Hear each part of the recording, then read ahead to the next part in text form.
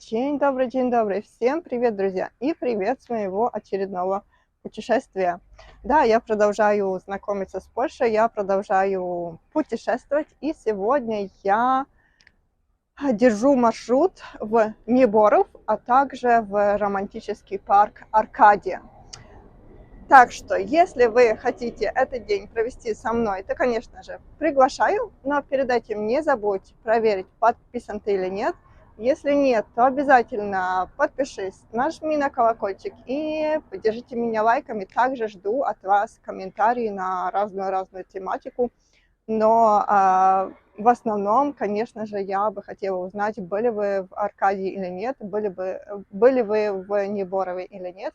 Поэтому жду от вас комментариев. Ну что, пошли. И, честно говоря, в парк Аркадию и в Неборов я хотела поехать очень-очень давно, но тут была такая загвоздка, что я была уверена, что невозможно добраться общественным транспортом в эти города, в эту локацию, что тут нужен только свой автомобиль, которого у меня пока еще, к сожалению, нету. Но благодаря моему подписчику, пан Антек, поздравляем, пан Антек мне написал, как можно добраться в Неборов на поезде. Но кроме того, что мы добираемся в город сначала Лович, где я сейчас нахожусь, потом мы пересаживаемся на автобус, и на автобусе мы доезжаем до Неборова, а также до парка Аркадии. А сейчас я нахожусь в городе Лович. Пока я жду автобус, чтобы на него пересесть, я уже успела пройтись по старушце города Лович, посмотреть, чем он уникален, чем уникален этот город. Тут очень классный есть музей. Смотрите, расписание автобусов я нашла на официальной странице Ужонда Мяста Лович. Ссылку я вам оставлю в описании. Но будьте внимательны, потому что там не написано, с какой улицы отходит этот автобус. Просто написано ПКП Лович. Но выход с этого вокзала есть на две стороны. Есть на улицу Дворцову и на другую сторону. Я пошла на улицу Дворцову, прождала там автобус, который не приехал. Поэтому я поняла, где ошиблась. Я пошла сначала не на ту сторону. Поэтому будьте внимательны, идите в противоположную сторону от улицы Дворцовой, и там будет остановка, которая довезет вас и нас, и меня до парка Аркадии и до Неборова. И добро пожаловать в Неборов, добро пожаловать в палац в Неборове. Сам Неборов, город Неборов, расположен в 80 километров от Варшавы. Как сюда доехать, я уже вам рассказала. Ну, а я сейчас буду направляться в палац. И около палаца тут расположен очень большой парк, в французском стиле. Город Неборов в основном знаменит своим дворцово-парковым комплексом, который в прошлом принадлежал семьям Радзевских и Радзивиллов. Вместе с парком Аркадии, куда, я надеюсь, тоже еще попаду, этот дворец принадлежит Национальному музею в Варшаве. И тут мы можем посмотреть на карту, как выглядит этот дворцово-парковый комплекс. Как мы видим, вот тут сам дворец. Ну и посмотрите, какая большая территория парка. Парк кардинальский и французский. Угу. И также есть парк английский. То есть мы увидим три разных парка в трех разных стилях. Кроме этого, тут еще есть озеро и канал. И перед вами находится барочная резиденция князя Михаила Радзивилла и его жены Хелены. И сейчас это музей. И если говорить про сам музей, то сам музей был основан в этом палаце с 1945 года. До конца января 1945 года этот палац в Неборове и парк Аркадия, он принадлежал семье Радзивиллов. Но во время Второй мировой войны, уже когда Вторая мировая война закончилась, вся семья Радзивиллов была депортирована с Польшей службами НКВД, Советским Союзом. Они были вывезены в Россию, и их было арестовано, они просидели в концтаборе. Самое важное, что семья Радзивиллов, она подозревала, что их ждет такая участь. И как саму семью, также они и переживали за этот палац. Семья Радзивиллов заранее договорилась с тогдашним директором Национального музея в Варшаве, и они включили имение и парк в склад музея. Именно это спасло палац, именно это спасло дом Радзивиллов, и именно это спасло парк, который находится на территории палаца Неборова, а также парк Аркадия. И, друзья, я уже вышла с музея, я уже вышла с палаца.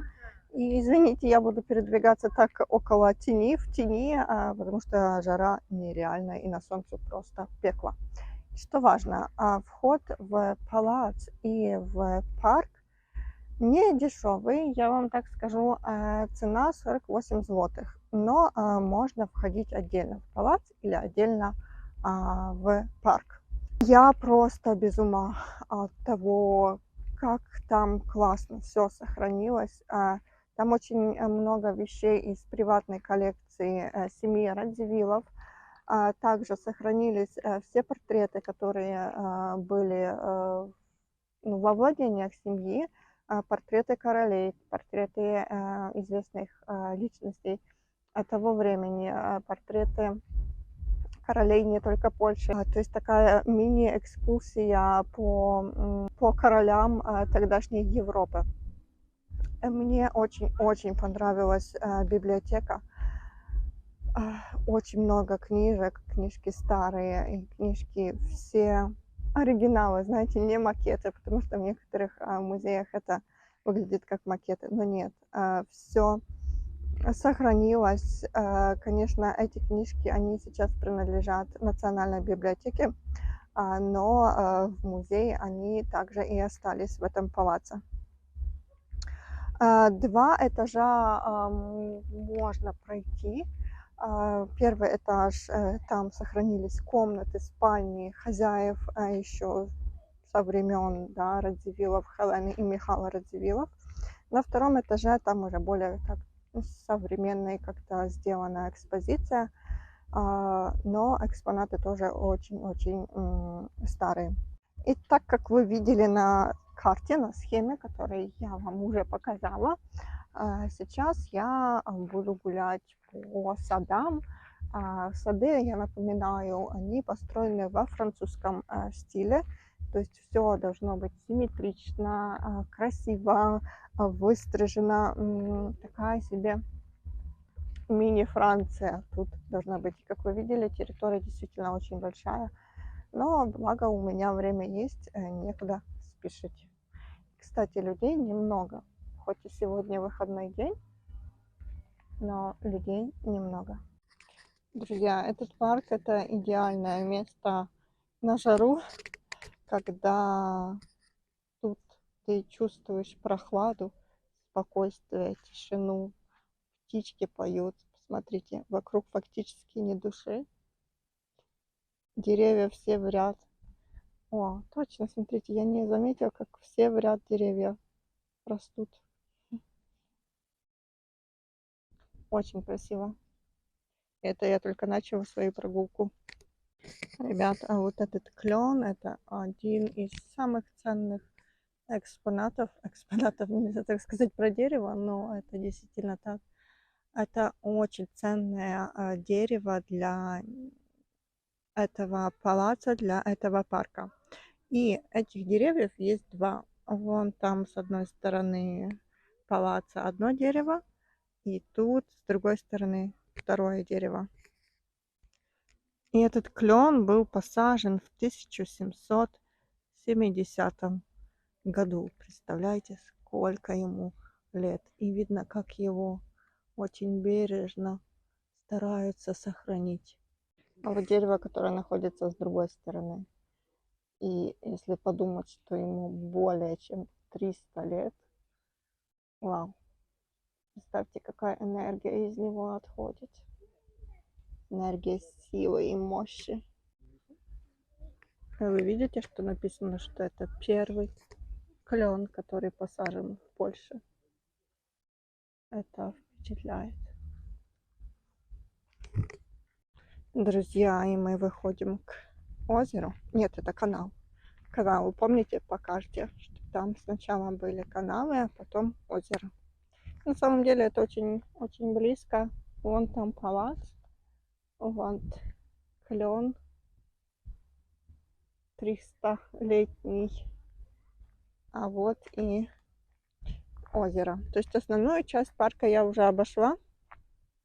Сейчас прогуляемся вокруг каналов. Если честно, вы видите, в каком состоянии каналы. Ну, в фатальном стане. Как-то оно все не расчищено. Бедные уточки в этом болоте ищут себе еду. Ну, как-то не очень. И знаете, мне хочется верить, что эти каналы будут как-то реконструировать, ну, приводить их в порядок, ну, потому что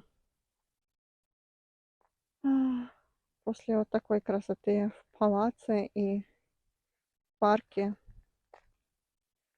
каналы не очень хорошо выглядят. Вы видите, не знаю, видно или нет, но водоросли прям под самый верх воды. Хорошо, что не воняет. Вот, наконец-то я вышла к основному озеру. В интернете было написано, что тут живут лебеди. Но как-то лебедей пока что я не вижу. Но посмотрите, как тут красиво. Хотя вода тоже очень грязная, очень мутная. Но посмотрите просто, как красиво выглядит эта картинка. Ну что, мне осталось обойти вокруг этого озера и, в принципе, всю территорию палаца в Неборове я обошла, парковую территорию, плюс территорию самого палаца, плюс палац. На все про все где-то можете заложить себе 2 часа, потому что парк действительно очень большой. И так, чтобы не спеша посидеть на лавочках, что-то съесть, понаслаждаться природой, послушать тишину, думаю, что 2 часа смело у вас уйдет. Ой, я нашла лебедя. Он сидит в отдельной лужице, потому что вот основное озеро, а тут какой-то маленький мини-канальчик, и он сидит в этой зеленушке. О, класс. Кушает. Интересно, он сам? О, там еще маленькие какие-то утята молоденькие, видите? Под деревом сидят в тенечке. Вон там утята. Еще молоденькие, не опи... Это не утята, это лебедята. Это ж гадкий утенок, это ж копия лебеди. Это мини-лебеди. Раз, два, 6. 6. А где это ваша мама? А нет, вон и папа есть. О боже, сейчас я обойду с другой стороны. Вот, я как-то так издалека вошла. Боже, их не 6, их больше. Раз, два, не 6. Раз, два, три, 4, 5, 7. 7. И мама, и папа. Боже, я еще маленьких лебедят никогда не видела. Супер. Внимание, внимание, делегация куда-то уходит. Наверное, они тут отдыхали, поели. Боже, смотрите, как это классно выглядит. И сейчас по малютку.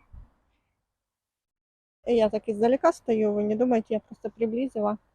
Потому что у нас это семья, они могут быть и агрессивны.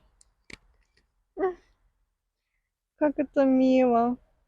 Ребят, пришло время поделиться с вами непредвиденными обстоятельствами, когда рушатся все мои планы. Дело в том, что, так как я говорила в начале видео, что я не успела на автобус, который идет из Ловича в Неборов и Парк Аркадию, тут начались мои планы все рушиться. Почему? Потому что автобус курсирует всего лишь 2 раза, именно в Неборов и в Аркадию, в 9:40 и в 12. И назад он также едет 2 раза всего лишь. До Неборова я доехала, но проблема в том, что мне сейчас нечем будет доехать до Аркадии. Если я доеду до Аркадии последним автобусом, который потом едет в Лович, мне потом с Аркадии нечем будет доехать до Ловича. И сейчас всего лишь 3 часа дня, то есть времени у меня достаточно, но проблема с коммуникацией. Поэтому я буду разбивать это видео на 2 части. Я обязательно приеду в Аркадию. Для чего я это говорю? Ну, действительно, чтобы вы брали это под внимание, что все-таки на своей машине сюда, конечно же, ехать намного удобней, а на общественном транспорте возможно, но могут возникать вот такие трудности. Прощаюсь я с Неборовым, прощаюсь я с палацом в Неборове и прощаюсь я тоже с вами. На этом первая часть моего путешествия с Неборова и парка Аркадии заканчивается. Как вы поняли, что сегодня я вам покажу только Неборов, а в следующем видео будет парк Аркадия, самое романтическое место в Польше. Ну, так написано, будем проверять.